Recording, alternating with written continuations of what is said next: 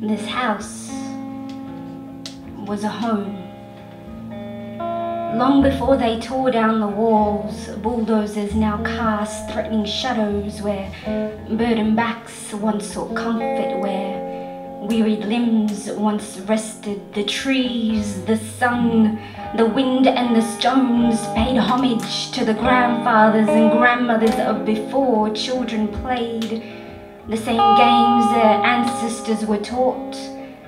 Together they sang beneath the shelter of the olive groves. But when the burdens of the unavoidable future crossed over into this unspoiled world, children had to forget their games and protect their homes. She left her doll beneath the weeping olive grove. He put away his soccer ball. They became stand-ins in this ugly, grown-up world. Bright eyes have lost their glow. Innocence doesn't live here anymore. Occupied territory is the clinical term.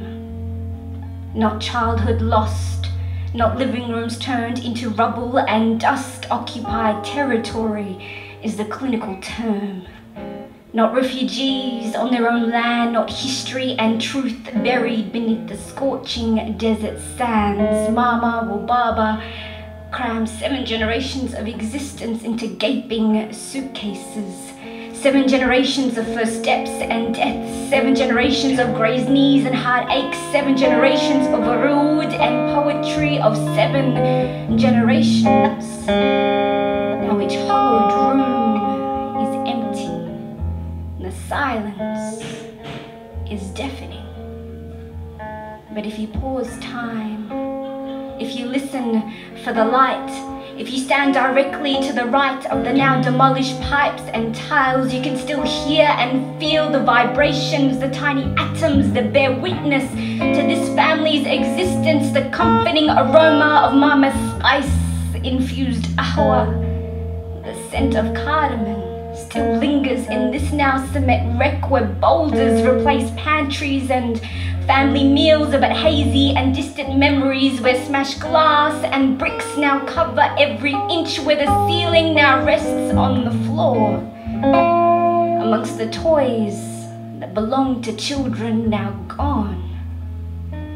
So enter this place in peace. I say enter this place in peace. Tread lightly so as not to disturb this makeshift tranquility. This void of humanity is a landmine of forgotten birthdays and anniversaries. Baba's haunting voice still echoes in these ruins.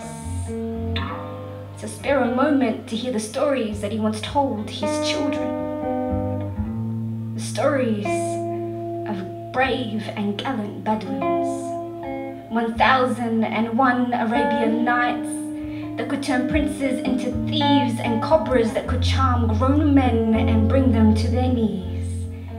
Kan ya makan for Qadim az-Zaman was how his tall tales always began. But these days, heroes are barely in their teens. These days, life is about survival by any means. This house was a home.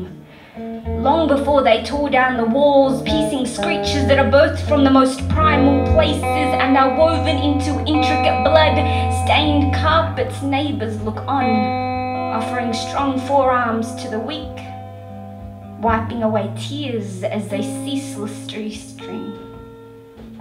So turn away, you fortunate few. Count your blessings as you change the channel to avoid the troubling news. Pray that the night will absolve you of your neglect. Pray that your conscience will be cleansed. But pray not for history to forget. For the trees, the sun, the wind and the stones will remind our children's children that this pile of rubble was once a home.